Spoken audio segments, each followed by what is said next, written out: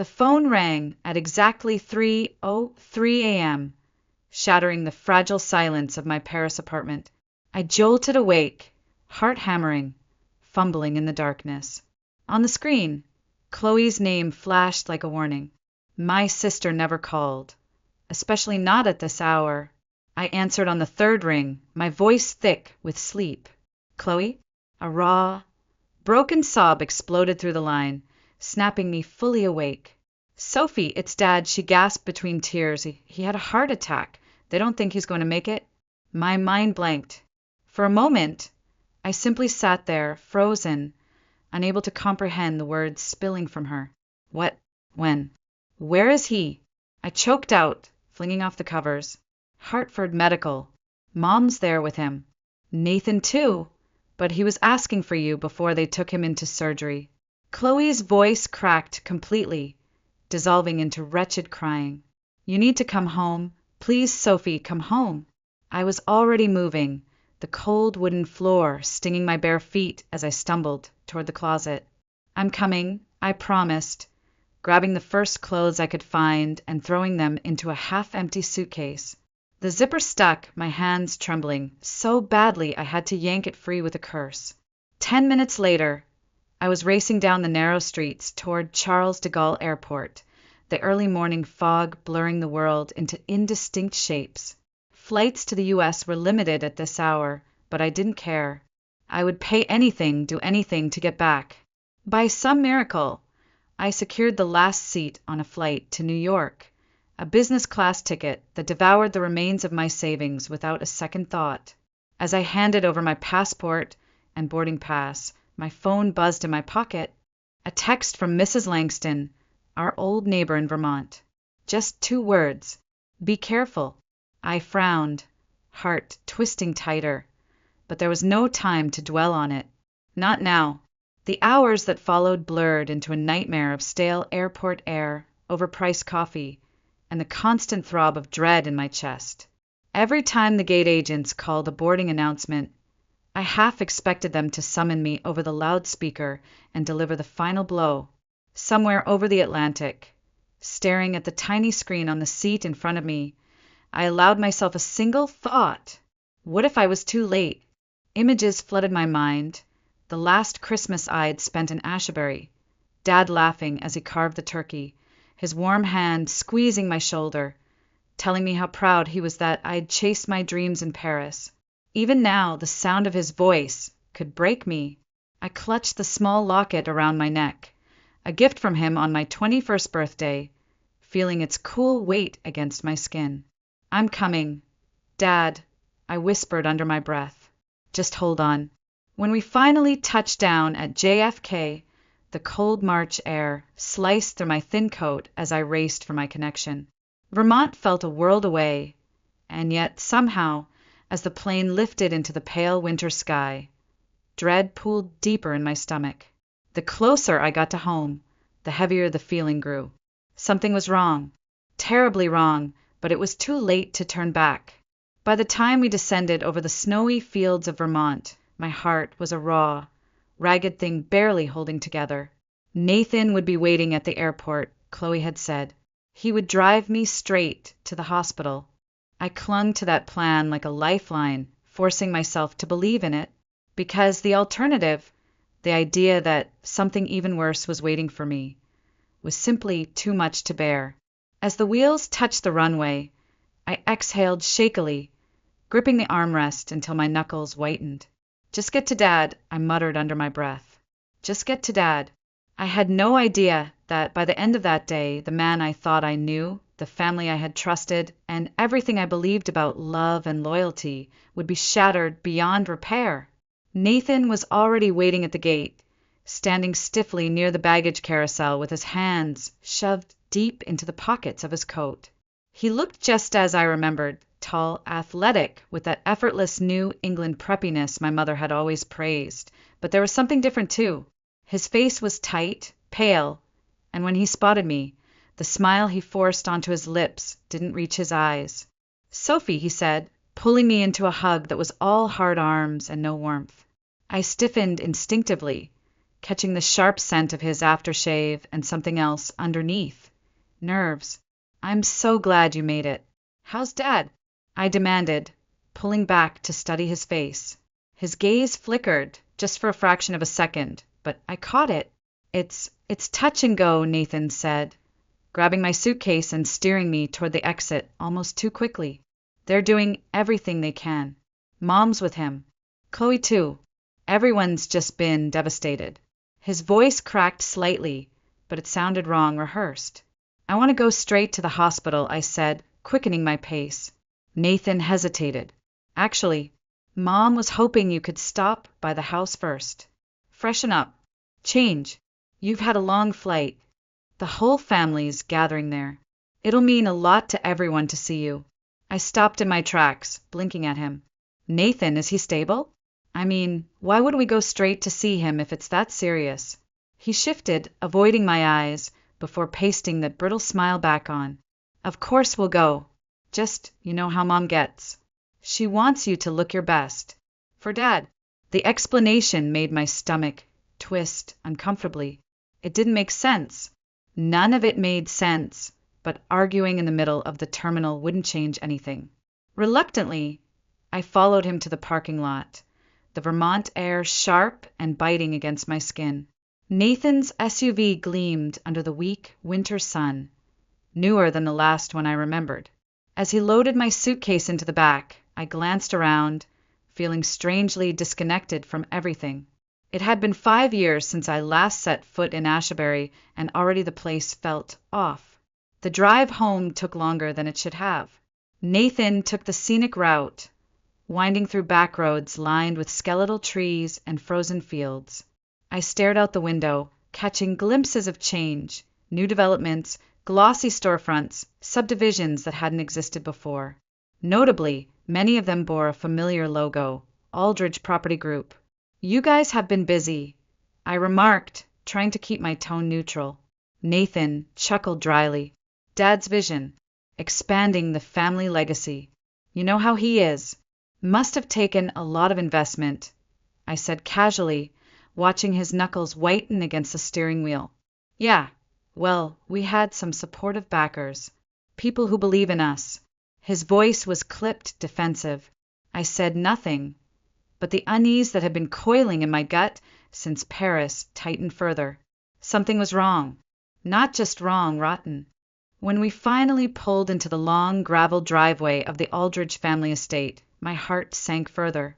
The house itself hadn't changed, still the grand colonial-style mansion with white columns and dark shutters, but the driveway was packed with cars. Expensive ones. Too expensive. One vehicle caught my eye immediately. A sleek silver Mercedes that I knew belonged to Philip Hartman, the Aldridge family's longtime attorney. My breath hitched. Why was Philip here? And why now? Nathan, I said slowly, what's going on? Why is Philip at the house?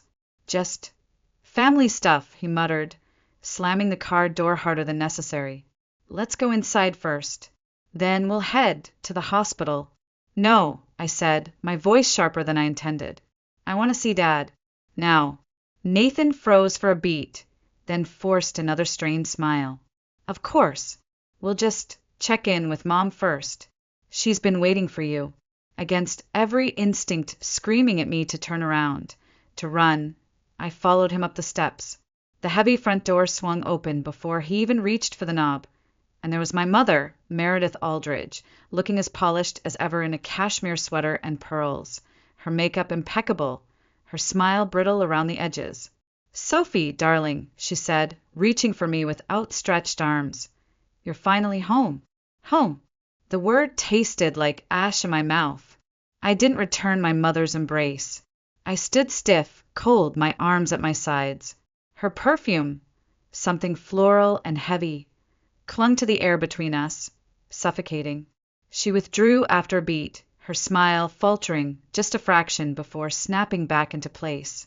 We're all so relieved you made it, she said, smoothing the front of her sweater. It's been difficult. I want to see Dad, I said immediately, my voice sharper than I intended. Now, Meredith and Nathan exchanged a glance. It was quick, practiced, but I caught it, the silent conversation passing between them like a spark. "Of course," Nathan said hurriedly. "Of course. Let's get your things inside first, and—" "No," I interrupted, stepping back. "Take me to the hospital. Right now." A tense silence stretched between us. I watched their carefully composed faces slip, the masks they wore every day for the benefit of Asbury society starting to crack. Nathan cleared his throat.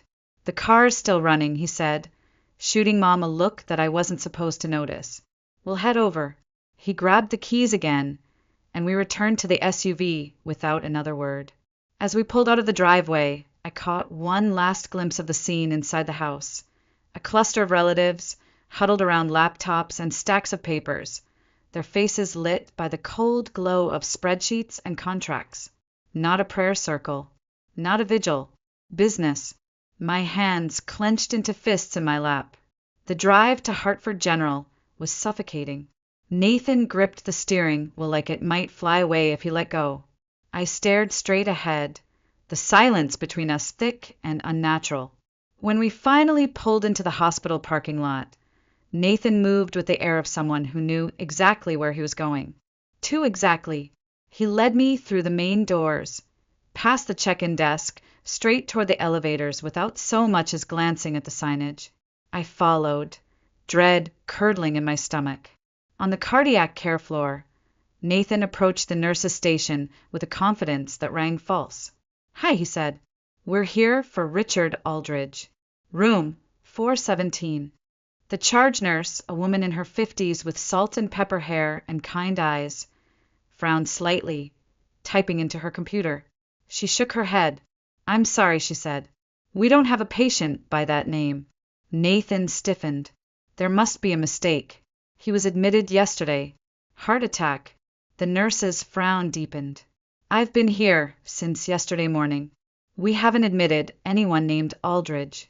And room 417 has been empty since Tuesday." The world tilted. For a moment, I thought I might actually black out. I turned slowly toward Nathan, whose face had gone sheet white.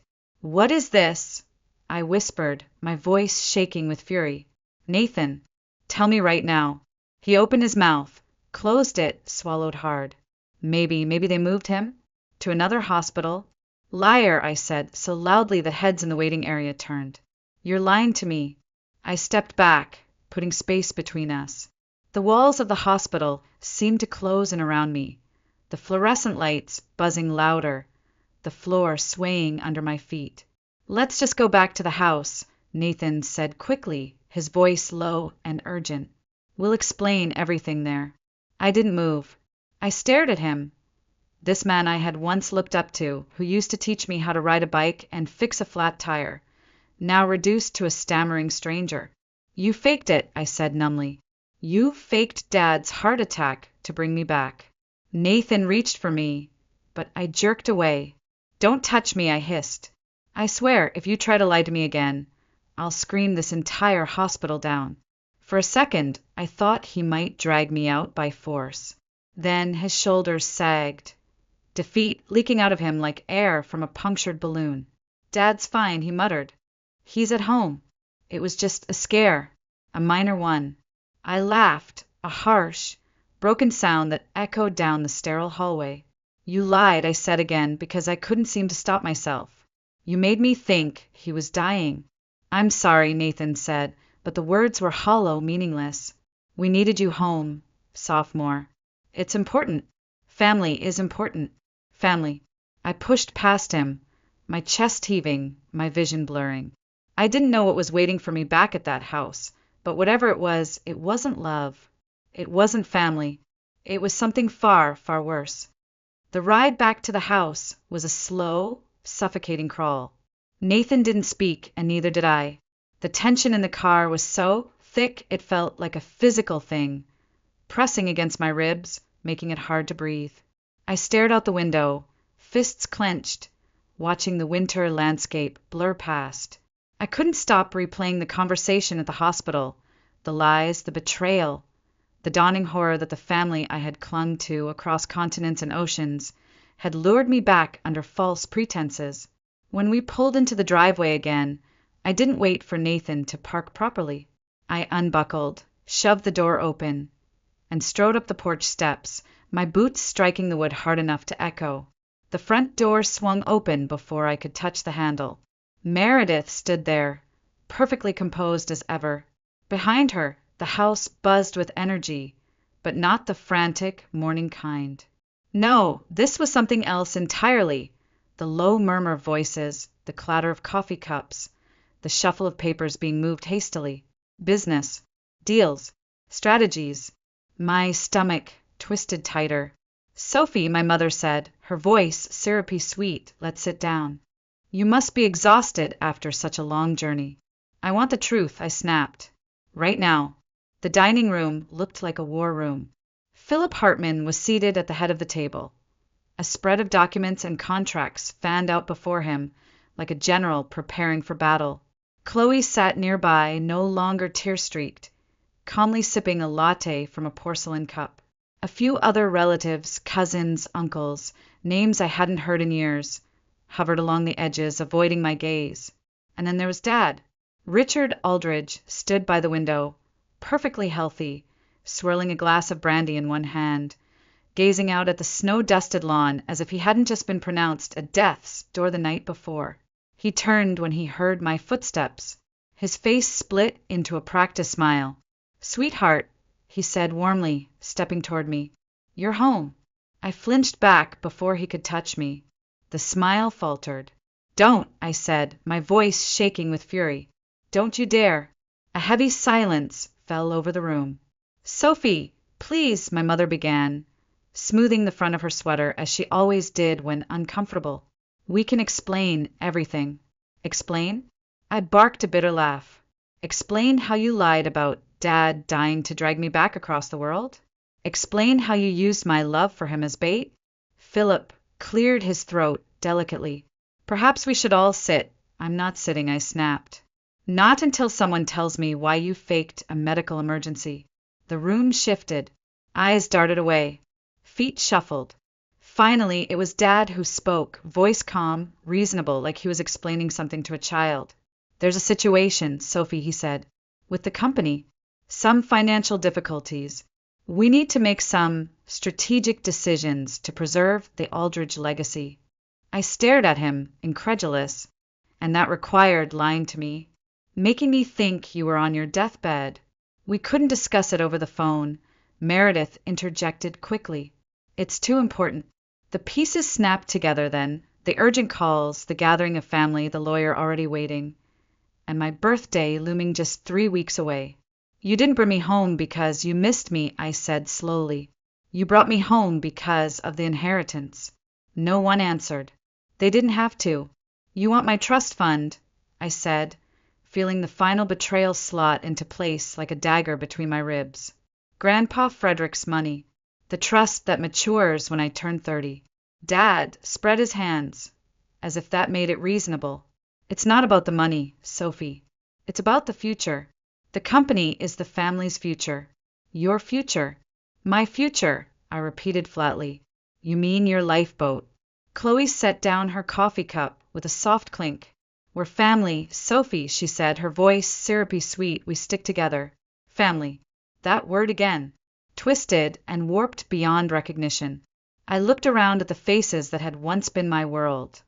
The smiling liars, the cold manipulators, the people who thought they could summon me back like a trained dog when it suited them. I thought of Paris, of the tiny apartment I had fought so hard to afford, of the designs that bore my name, of the life I had built with my own hands. They didn't want me. They wanted what I could give them, and they were about to find out exactly who they were dealing with. Dinner that night was a grotesque parody of normalcy. Meredith had made pot roast, my favorite when I was a child, and the smell filled the house with a warmth that felt counterfeit now. The dining table was set with the good china, crystal glasses winking under the chandelier's glow. Everyone played their part, smiling, passing dishes, asking hollow questions about Paris, my career, my plans for the future, as if they hadn't just ripped away any illusion of trust between us. I barely tasted the food. Each bite turned to ash in my mouth. I answered their questions in clipped, polite phrases, keeping my anger tightly bottled under a mask of cool civility. Across the table, Dad nodded approvingly, like a general watching a soldier fall back into line. When the plates were cleared, Richard rose, swirling the last of his brandy in the glass. "Tomorrow," he announced, "Philip will walk you through some opportunities with the company. Exciting prospects. With your help, Sophie, we can ensure the Aldridge legacy for generations to come." I forced a smile, my face aching with the effort. "I look forward to it," I lied smoothly. Their relief was palpable, filling the room like smoke. They thought they had me, but the night was far from over. Feigning exhaustion and jet lag, I excused myself early, climbing the stairs to my childhood bedroom. The moment I closed the door, I dropped the facade, leaning heavily against it, heart pounding. The room was almost unnervingly unchanged, posters peeling from the walls, an old quilt folded neatly at the foot of the bed, like a shrine to the girl I used to be, the girl they thought had returned, obedient and naive. At 8:45 p.m., I slipped out the back door. The walk to Pete's Diner was short, but each step felt like a rebellion. The cold night air bit at my cheeks, and my breath fogged in front of me. Neon lights buzzed softly above the diner entrance, casting a sickly glow onto the cracked pavement. Inside, Mrs. Langston waited in a corner booth, a pot of tea steaming between her gnarled hands. She looked up as the door jingled, her sharp blue eyes softening when she saw me. "I wasn't sure you'd come," she said as I slid into the booth. "I almost didn't," I admitted, shrugging off my coat. "But I need answers." The waitress approached, and I ordered a coffee, waiting until she was out of earshot before leaning in. "They lied to me," I said in a low voice. "About everything. Dad's fine. They faked it to get me home." Mrs. Langston nodded grimly. "I suspected as much." "Why?" I demanded. "Why would they go that far?" She took a long sip of her tea, then set the cup down with a soft clink. "Because they're drowning, Sophie, and they see you as the last rope." She reached into her oversized handbag and pulled out a folded newspaper, sliding it across the table. It was the business section from a few months back. A small headline caught my eye. "Aldridge Property Group faces investor lawsuit, Lakeside Development halted." My stomach dropped. "They expanded too fast," Mrs. Langston said quietly. "Took on too many projects. Leveraged everything they had. And some things they didn't." I thought of the gleaming new developments, the empty storefronts, the forced smiles. They needed constant new investments to stay afloat, she continued, her voice low and steady. When that dried up, they turned to other sources, shadier ones, private lenders, offshore accounts, shell companies. "And now," I said, voice hollow, "they want my inheritance to plug the holes." Bingo! The waitress returned with my coffee. I wrapped my hands around the warm mug, needing the grounding sensation. "It's worse than just bad business decisions, Sophie," Mrs. Langston said after a beat.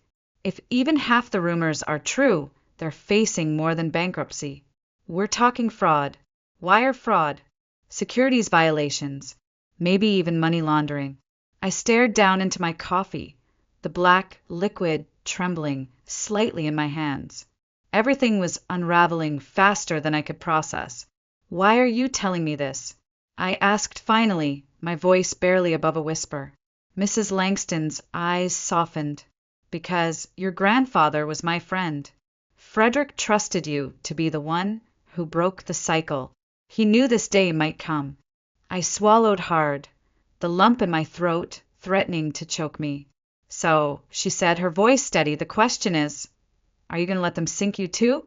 I looked out the diner window, the darkened streets of Ashabury stretching endlessly ahead. Somewhere in that darkness, my family waited, sharpening their knives, cloaked in smiles. And for the first time since I stepped off that plane, I knew exactly what I had to do. The next morning, I played my part perfectly. I descended the grand staircase wearing a soft sweater and jeans, casual, approachable, non-threatening. My hair was brushed into loose waves, my makeup natural. I looked every inch the prodigal daughter returned home, ready to fall back into the family fold, and they ate it up. Mom smiled warmly as she slid a plate of pancakes in front of me. Dad clapped a hand on my shoulder, squeezing just a bit too hard. Nathan poured me coffee, like we were all just a happy, normal family. Even Chloe was chipper, chatting about the weather and local gossip as if the previous night's confrontation had never happened. I smiled back. I laughed at the right moments. I asked careful, leading questions. They thought I was weakening, but every word they said, every glance exchanged, every careless slip, they were all weapons I was gathering, storing, sharpening. After breakfast, Philip Hartman arrived with his ever-present briefcase. He looked tired, sweat beading along his hairline despite the cold. I wondered if he realized yet just how much trouble he was in. Dad gathered everyone into the dining room again. The same contracts from last night were spread neatly across the polished mahogany table, this time joined by glossy presentation folders stamped with the Aldridge Property Group logo. Philip launched into a rehearsed speech about exciting growth opportunities, temporary liquidity challenges, and family solidarity. His words were slick, practiced, but I caught the tremor in his hands as he flipped through the documents. When he slid a thick packet toward me, I placed my hand lightly atop it, smiling sweetly. I'd like to review everything carefully before I sign anything, I said, just to be thorough. Dad exchanged a glance with Philip, something tense flickering between them. Of course, sweetheart, Dad said after a beat, his voice overly jovial. We want you to feel completely comfortable. Take all the time you need, Philip added, though the tightness around his mouth said otherwise. I gathered the documents carefully, sliding them into a leather folder. Maybe a tour later? I suggested brightly. I'd love to see all these new developments everyone's so excited about. Nathan jumped at the bait. Absolutely. I'll show you around this afternoon. You'll see, it's impressive. I smiled wider. I can't wait. They thought I was coming around, that the beautiful, foolish daughter they remembered had finally seen reason. But as I excused myself and climbed back up to my old bedroom, I locked the door behind me and pulled out my phone. One by one, I photographed every page of the contracts, uploading them to a secure cloud account. I scanned through the legal jargon, feeling bile rise in my throat. The documents were a trap. If I signed my entire inheritance, $8.2 million in liquid assets and real estate, would be transferred directly into Aldridge Property Group. I would receive a minority partnership interest, a meaningless title with no voting power, subject to dilution at the discretion of the board, a board controlled entirely by Dad and Nathan. In other words, they would own everything. I would have nothing. It wasn't just greedy. It was calculated, ruthless, cold. I set the folder aside and opened another one, an old, worn yearbook from high school, where I had hidden a letter from Grandpa Frederick long ago. His familiar scrawl stared back at me, the word simple but heavy with meaning. Trust your instincts, Sophie, especially when it comes to family. I closed my eyes for a moment, breathing in deeply, letting the weight of everything settle. This wasn't just about protecting my inheritance anymore. It was about protecting the future my grandfather had fought to give me. It was about stopping the rot that had spread through the Aldridge name before it devoured anyone else. And for that, I needed more than just documents. I needed witnesses, evidence, proof.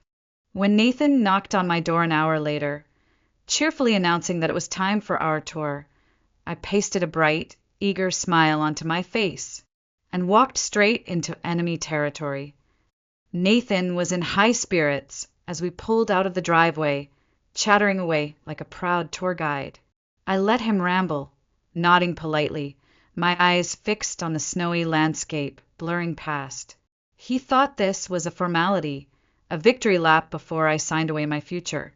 The first stop was a development called Lakeside Estates, proudly branded with the Aldridge Property Group logo on a weather-beaten sign.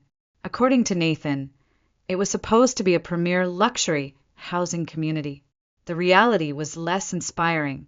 Half-finished houses stood in skeletal rows, their frames exposed to the biting winter air. Piles of unused materials were scattered across muddy lots. There was no construction equipment, no workers, no signs of life at all. Nathan waved his hand dismissively. Just a small hiccup with permits. Nothing unusual. We'll be back on track soon. I smiled, pretending to believe him, but inside, my suspicions hardened into certainty. The next stop was a retail complex, Asbury Crossing. It looked promising from a distance, all sleek glass and steel, until we got closer. The anchor store, a big box retailer, had pulled out. Most of the other storefronts sat empty, plastered with for lease signs that flapped weakly in the wind. Finalizing contracts with new tenants, Nathan said too quickly. His hands tightened on the steering wheel, the skin across his knuckles stretching white. I leaned back in my seat, feigning casual interest. These projects must have cost a fortune, I mused. You must have some really patient investors. There was a beat of silence too long to be innocent. Nathan forced a laugh. Well, in business, there's always a little risk involved. You just have to keep moving forward. I turned my head to look out the window, hiding my expression. Keep moving forward, even if it meant burying everyone else along the way. The final stop was the Lakeshore Towers, a gleaming office complex meant to revitalize the downtown economy, according to Nathan's enthusiastic spiel. The building's frame was complete, but the windows were dark, the parking lot deserted except for a few piles of dirty snow. We didn't even get out of the car. Redesigning the interior layouts, Nathan said lamely, to better suit tenant needs. I nodded, noting every lie, every half-truth, every gaping hole where millions of dollars had disappeared. As we drove back toward the estate, Nathan grew more relaxed, mistaking my silence for acquiescence. He started talking about future projects, expansion plans, even casually mentioning a few private investors who had stepped in to cover shortfalls. The words slid off his tongue easily, too easily. I asked one careful question after another, wrapping my voice in wide-eyed innocence, letting him brag and boast and confess without even realizing it. By the time we pulled into the driveway again, I had enough to confirm what Mrs. Langston had hinted at, and more. The Aldrich Property Group wasn't just failing. It was a rotting carcass dressed up in borrowed silk, held together by loans from increasingly desperate, increasingly dangerous sources. As Nathan bounded inside, calling for Mom to start dinner preparations, I lingered in the car, my hands trembling slightly as I pulled out my phone. I opened the voice recording app, saving the entire drive's conversation into my secure cloud folder. Connecticut was a one-party consent state for recording conversations, and I intended to use every advantage I had. Upstairs in my old bedroom, I typed furiously into a hidden document on my laptop, compiling everything. Unfinished developments, missing tenants, shady investors, Nathan's admissions. Piece by piece, the noose tightened. Tomorrow, Bernard would return with the final papers. They would expect me to sign. They would think I had fallen back into line. But when the sun rose over Asbury, it would not be the start of a new chapter for the Aldrich family. It would be the beginning of their end. That night, as the house finally slipped into uneasy silence, I moved like a ghost through the familiar halls. Every creaky floorboard, every faded family photo on the walls. It all felt like a set piece, a crumbling stage for the final act. I locked my door, shoved a chair under the handle for good measure, and opened my laptop. My hands moved quickly, methodically, fueled by adrenaline and cold determination. First, I uploaded the recordings from the car ride to the secure cloud folder I had created, the same folder now bursting with contracts, emails, photos, and financial documents I had quietly gathered over the past 48 hours. Then I drafted an encrypted email to Kayla Morgan, my old friend who now worked for the Vermont State Financial Crimes Unit. I kept it brief and clinical. Subject: urgent, potential financial fraud, Aldrich Property Group. Evidence, folder attached. Recommend coordination with SEC, FBI, and state authorities. Immediate action necessary. I hit send before I could hesitate. Next, I contacted James Sullivan, my grandfather's former lawyer, the man who had crafted the ironclad trust that was now the only thing standing between me and complete financial ruin. James had been cautious when I first reached out, but once he understood the gravity of the situation, he moved swiftly. Now he confirmed receipt of the evidence and assured me that formal complaints had been filed, complaints timed to align perfectly with the family's stage signing ceremony tomorrow morning. If everything went according to plan, the moment I sat down at that table, the walls would start closing in. But I wasn't finished yet. At 2 a.m., under the cover of darkness, I met Margaret Langston at Pete's Diner one final time.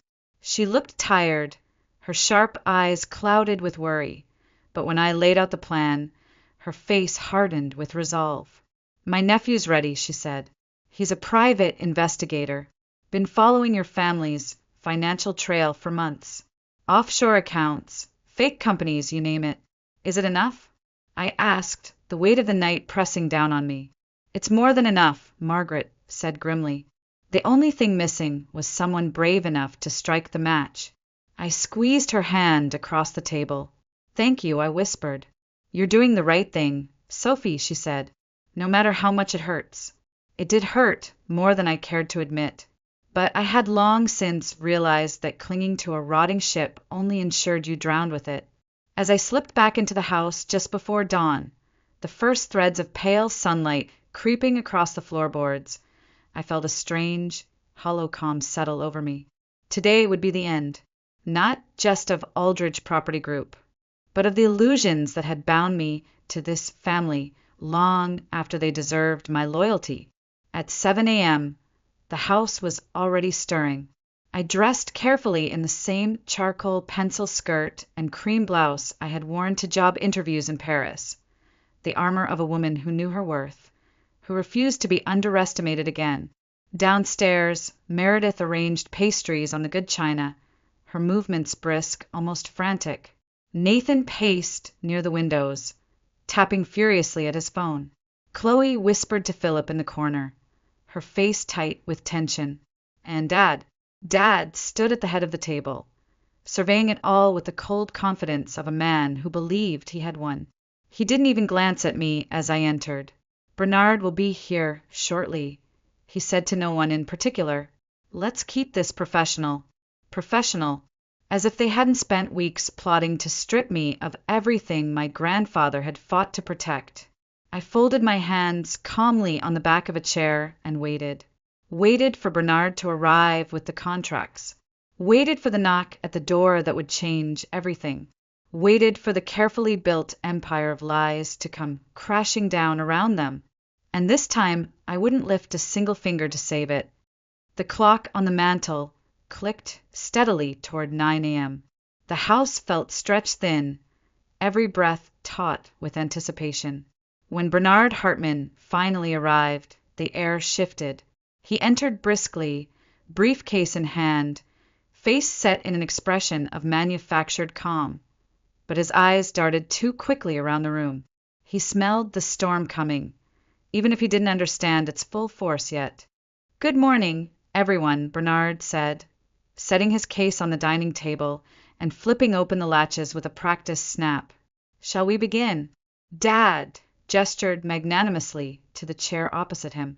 "Sophie, darling, we've kept this as simple as possible for you." I took my seat slowly, smoothing my skirt, my heart a hammering drumbeat under my ribs. Around the table, Meredith smiled tightly. Chloe picked at a croissant. Nathan leaned back in his chair, arms crossed like a man certain of victory. I pulled out my phone and placed it on the table, screen down. No one objected. They were too eager. Bernard slid a thick document across the table toward me. The transfer agreement, the final piece of their grand plan. "As we discussed," he said, tapping the packet with one stubby finger, "this document will transfer your assets directly from the trust to Aldridge Property Group in exchange for a minority partnership stake. Very standard. Very secure.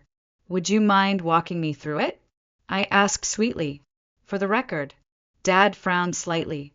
Sophie, you've seen the documents. For the record, I repeated, my voice steel wrapped in silk. Bernard hesitated, glancing at Dad. Dad nodded, impatient. And so Bernard began, explaining clause after clause, the rehearsed lies tumbling from his mouth. I listened, nodding occasionally, feigning the wide-eyed naivety they expected, while my phone's recorder captured every damning word. He was halfway through when the doorbell rang. Everyone stiffened. Dad looked irritated. Meredith rose automatically. I'll get it, she said. No need, I said, pushing my chair back smoothly. I've got it. I crossed the foyer, every step measured, deliberate. I opened the door. James Sullivan stood there, calm and solid, flanked by 2 men and 1 woman in dark suits. Behind them, a black SUV idled at the curb, its engine rumbling low, like a distant growl. James, I said, stepping aside. Please come in. The first agent flipped open his badge. Special Agent Rachel Monroe, FBI Financial Crimes Division. We have a warrant to search these premises and seize all financial documents related to Aldridge Property Group. For a heartbeat, the house was frozen in perfect stillness. Then chaos erupted. Bernard surged to his feet, clutching at his briefcase. Nathan swore, loudly, knocking over his chair. Meredith clutched the back of the dining room chair, her face draining of color. Chloe just stared, open-mouthed, a croissant half lifted to her lips. And Dad turned to me, his face contorting into something ugly and unrecognizable. What have you done? He hissed. I met his gaze steadily, the years of betrayal, manipulation, and conditional love falling away like ash in the wind. I protected what Grandpa Frederick left me, I said softly. And I protected this town from you. An agent moved toward Bernard, confiscating his documents before he could slip anything into his briefcase. Another pulled Nathan aside, beginning to question him. Dad moved toward me, fists clenched at his sides. You think you're some kind of hero. You've destroyed this family. No, I said calmly, stepping just out of reach. You destroyed it the moment you decided I was nothing more than a dollar sign. Behind him, agents fanned out through the house, disappearing into the study, the basement, the attic. Their radios crackled softly, the sound of a noose tightening. You'll regret this, Dad spat. We have connections. You have no idea who you're dealing with. Neither do you, I said, smiling grimly. Because this time I wasn't alone. I wasn't the frightened, desperate girl who had once begged for their approval. I was the storm they never saw coming, and they were already drowning. The living room had become a battlefield. Agents moved swiftly, collecting files, hard drives, anything that might hold evidence. The faint hum of printers, the crinkle of paper being sealed into evidence bags. It filled the silence left by my family's stunned collapse. Nathan was the first to lose it.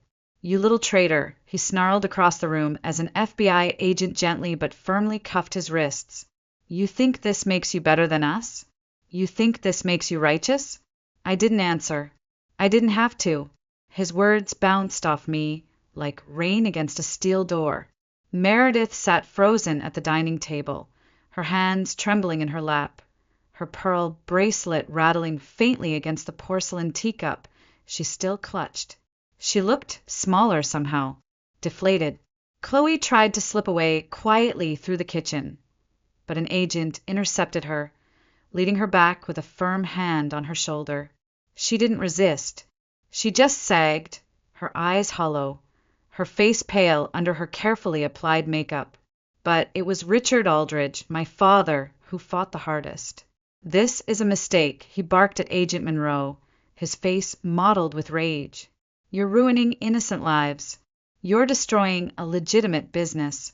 Do you know who I am? Agent Monroe didn't even flinch. Charles Richard Aldridge, you are under arrest for conspiracy to commit wire fraud, securities fraud, and money laundering. You have the right to remain silent, The words rolled over him like a tide, inevitable and unstoppable. As they cuffed him, he twisted to look at me one last time, hatred burning in his eyes. "You're no daughter of mine," he spat. Something inside me twinged, the ghost of an old wound aching faintly, but it faded as quickly as it came. "No," I said, quietly.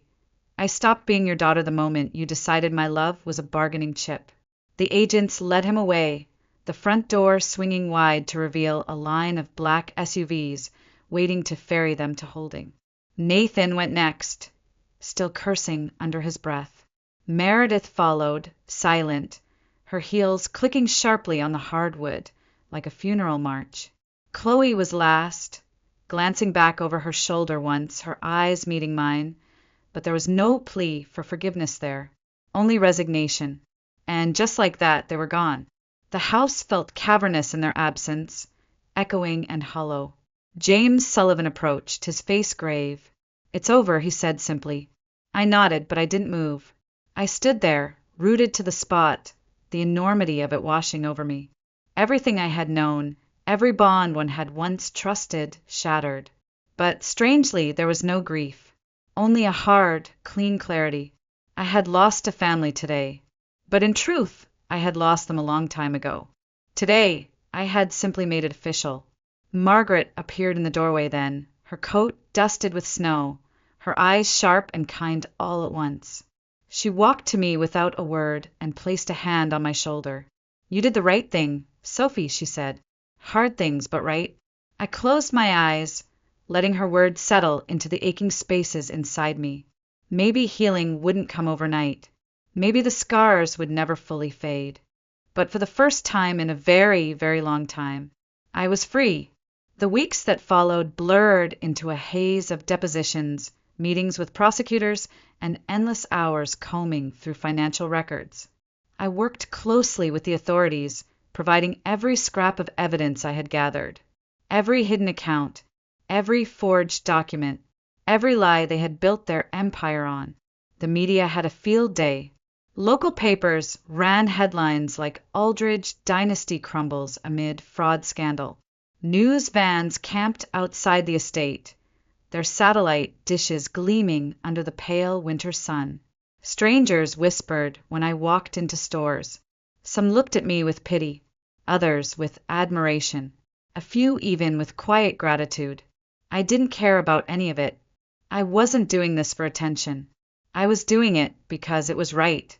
When my grandfather's trust matured on my 30th birthday, the assets transferred seamlessly into my name, thanks to the ironclad protections James Sullivan had built into the documents decades earlier. $8.2 million. I sat alone in a sterile bank conference room the day it became official, staring at the numbers on the screen. It didn't feel real. It didn't feel triumphant. It felt heavy. I thought about the people who had trusted my family with their savings, their retirements, their futures, only to be betrayed. And I knew exactly what I had to do. Working with James and Margaret, I established a restitution fund, dedicating a significant portion of the trust to repaying every investor, every contractor, every employee who had been left twisting in the wind. It wasn't enough to erase the damage my family had done, but it was a beginning. A promise that someone, at least, had remembered what integrity meant. At the same time, I founded the Vermont Community Renewal Foundation, a nonprofit dedicated to finishing the abandoned projects my family had started, but doing it the right way. Sustainable businesses, affordable housing, ethical practices, real change. The irony wasn't lost on me. The name Aldridge had once been synonymous with greed, deceit, and ruin. Now, piece by piece, I would build something better on the ashes of their empire. It wasn't easy. Contractors were wary. Investors were skeptical. Old wounds bled easily in a town that had been betrayed so thoroughly. But slowly, inch by inch, trust began to rebuild. The first completed project, a modest community center on the site where the doomed lakeside estates had once been planned, opened 6 months after the arrests. I stood there at the ribbon-cutting ceremony, the winter air sharp against my skin, the gathered crowd small but sincere. Children played on the new playground. Seniors laughed over bingo cards inside. Young couples toured the new, affordable housing units. Life, real life, was blooming again in Asbury.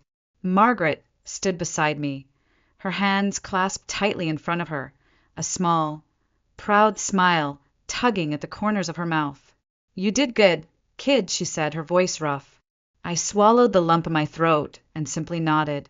For the first time in years, I felt the faint, tentative stirrings of something I thought I had lost forever. Hope. I wasn't just surviving anymore. I was living. And somehow, despite everything they had tried to take from me, I had won. 3 months after the arrests, I boarded a flight back to Paris.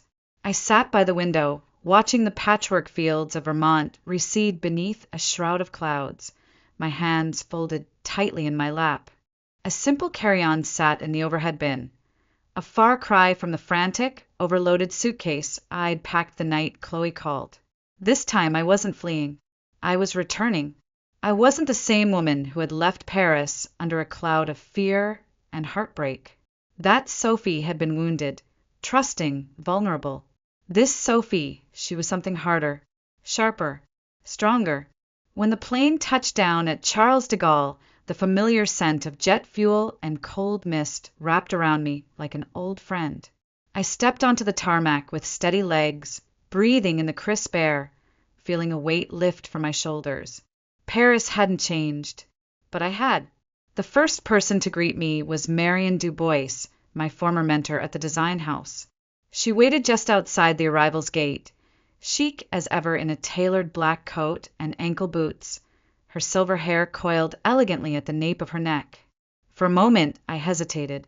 Then she smiled, that rare, approving smile that had once felt impossibly out of reach, and opened her arms. "Sophie," she said warmly, "welcome back."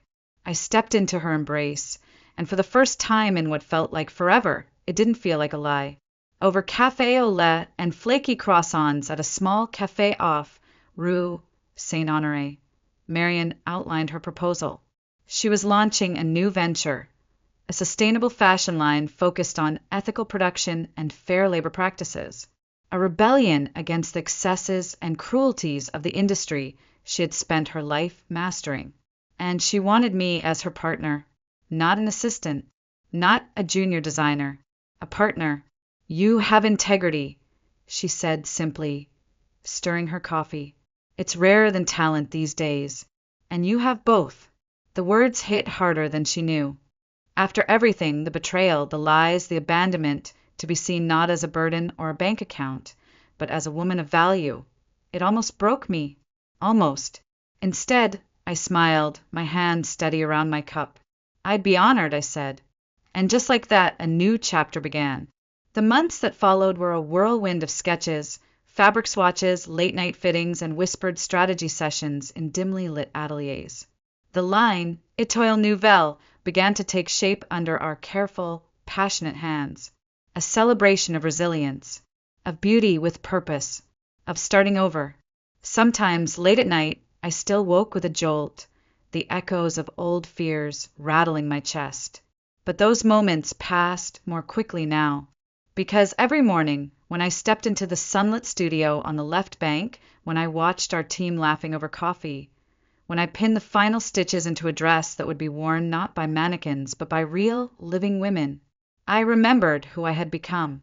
Not the daughter of a crumbling dynasty, not the pawn they had tried to use, but Sophie Aldridge, designer, builder, survivor, the woman who had turned betrayal into power, grief into action, and ruin into something that could bloom again. And in the end, maybe that was the most beautiful thing I had ever created. A year later, almost to the day, I found myself standing once again on the familiar cracked sidewalk of Asbury. The town had changed, subtly at first glance, but unmistakably to anyone who knew where to look. The abandoned lots were now bustling community spaces. The unfinished shells of buildings had been transformed into affordable apartments, local shops, and daycare centers.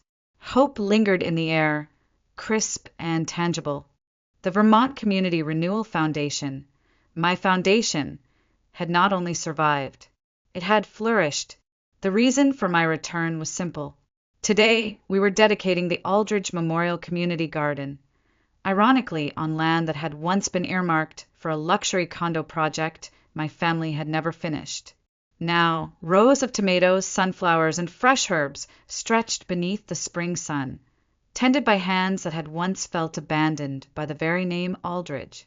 Standing there, watching children run between raised beds and elderly couples tending seedlings, I felt something shift deep inside me, a kind of peace that no courtroom victory could ever offer. Margaret Langston joined me near the entrance, her sharp eyes softer now, a cane in one hand but pride radiating from every inch of her. "You did it, Sophie," she said simply. I smiled, not the brittle, defensive smile I had worn for so long, but something real, something rooted. "I didn't do it alone," I said. She squeezed my hand. "You started it. That's what matters." After the ribbon cutting, after the speeches and the photographs, after the quiet congratulations from townspeople who had once only whispered about the Aldridge scandal, I wandered alone through the winding paths of the garden.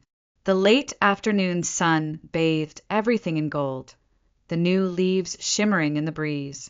And that's when I saw her, Chloe, standing near a bed of marigolds, hands in her pockets, looking small and lost in a way that no designer dress or forced smile could conceal. We locked eyes across the rows of flowers. For a long moment, neither of us moved. Finally, she crossed the distance between us, her steps tentative. "I heard you were back," she said, her voice barely carrying over the breeze. "I didn't come to cause trouble," I replied calmly. "I know." She hesitated, looking down at the soil between us. I wanted to see it. What you built." I didn't answer. I let her speak. "You were right," Chloe said after a long silence. "About all of it. About Dad. About Nathan. About Mom." She twisted her hands together. I didn't want to believe it. I thought if we kept going, if we kept smiling, maybe it would all work out somehow. I watched her, this sister I had once loved, once trusted, who had let me believe Dad was dying just to lure me back into their trap. And yet, standing here now, I didn't feel hatred. I just felt tired. "You were part of it too," I said, my voice steady. "I know," she whispered. For a moment, the only sound was the rustle of leaves and the distant laughter of children. "I'm trying to be better," Chloe said finally. "I'm working with a prison reform group, helping women find jobs after release. It's not much, but it's a start," I said. She looked up then, and for the first time in years I saw my sister, not the mask she had worn for so long. "I'm sorry, Sophie," she said. "For all of it." I nodded once. "Not forgiveness. Not yet. But maybe someday." Chloe turned and walked away, her figure shrinking against the setting sun. I stood there for a long time, breathing in the scent of earth and new beginnings, until the last light faded from the sky. And for the first time, truly and deeply, I realized I wasn't standing in the ruins of my past anymore. I was standing in the garden of my future. 2 weeks later, I found myself standing in the stark, gray visiting room of the State Women's Correctional Facility. The plastic chairs were bolted to the floor. The fluorescent lights buzzed overhead. A guard nodded for me to sit, then retreated to his post by the door, far enough away to offer privacy, but close enough to remind us both this was no ordinary reunion. I sat, folding my hands in my lap, my heart steady but heavy. A minute later, Meredith Aldridge entered. My mother. She looked older somehow, smaller inside her faded prison uniform, but her back was still straight, her chin still lifted with that brittle pride that had ruled her home for as long as I could remember. She crossed the room and sat across from me, smoothing the legs of her uniform as if it were a designer skirt. Her hands trembled slightly before she clasped them together on the table. Neither of us spoke for a long moment. Finally, it was her who broke the silence. "I wasn't sure you'd come," she said. "I wasn't sure either," I replied. She gave a soft, humorless chuckle. "I suppose I don't deserve it." I didn't argue. She looked down at her hands, studying the deep grooves and fading polish on her nails. I think about it a lot, she said quietly. About how we got here. How I let it happen. There was no defensiveness in her voice. No self-justification. Just a hollow weariness that felt more honest than anything I had ever heard from her. I was so afraid, she continued, her voice low. Afraid of losing everything we had built. Afraid of what people would say if they knew we were failing. Afraid of being ordinary. I said nothing. I let her carry the weight of her own words. You were right, she whispered. About all of it. About Dad. About Nathan. About me. She swallowed hard. Especially about me. For a long time, I just watched her. The woman who had spent my childhood drilling into me the importance of appearances, of control, of silence. The woman who had stood by while Dad twisted love into currency. I never hated you, I said finally, my voice soft. I hated what you let yourself become. Tears filled her eyes then. Quick, unchecked, utterly human. I lost myself a long time ago, she said. I just didn't realize how much until it was too late. The silence between us wasn't hostile anymore. It was sad, heavy with regret. Your grandfather saw something in you that the rest of us were too blind, or too scared, to see, she said. You were always meant for more than this family. I blinked against the sting behind my eyes. She faltered, reaching across the table, but stopping short, as if afraid to overstep. I'm sorry, Sophie. I'm so sorry. There was nothing more to say. No magic words to erase the years of damage. No apology strong enough to rebuild what had been broken. But still, I know, I said quietly. And somehow that was enough. When the guard returned and touched her shoulder, signaling the end of our time, Meredith rose slowly. She hesitated, then gave me a small, tentative nod. Not regal, not commanding, just a mother. As she turned and walked away, I watched her go without anger, without hatred, without chains. Outside, the sun was just beginning to set, casting long, golden shadows across the prison yard. I tilted my face to the fading light, breathing it in like a benediction. The past no longer owned me, and neither did their ghosts.